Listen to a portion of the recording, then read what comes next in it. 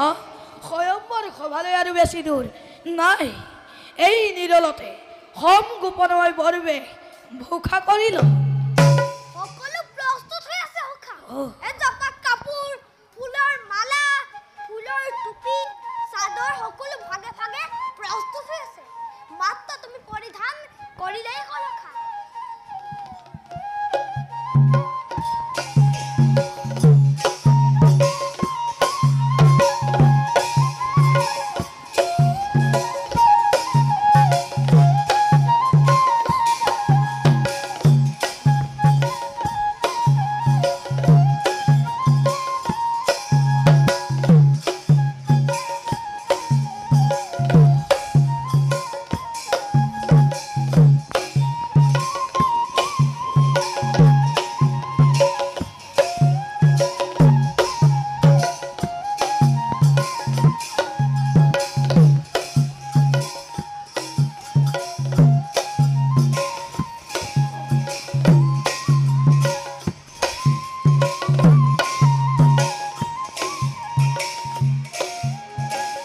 সখা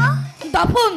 দাপোন কও সখা এ দাপোনখন বাহে ৰাস্তাতে এৰি থৈ আহিলো নহয় এ তুমি এখিনি পৰিধান কৰাচোন এ মই দাপোন লৈ আহো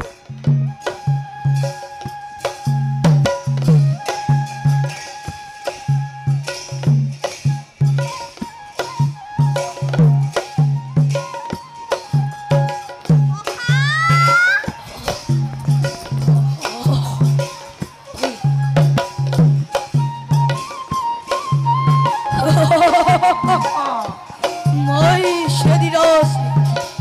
খুবাল মোরে অদিত্য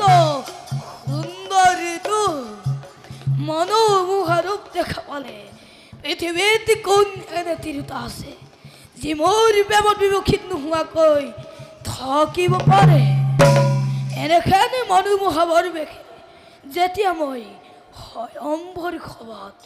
প্ৰৱেশ কৰিম তেতিয়া বাৰু ভীষ্মক নন্দিনী স্থিৰ হৈ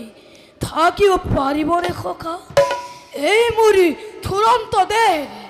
বিখালিত পদন যদি ভীষ্মক নন্দিনী মনোনীত নহয় তেন্তে নিশ্চয় জানিব তেওঁ দৃষ্টিহীন তুমি বাৰু মোক কেনে দেখিছা সখা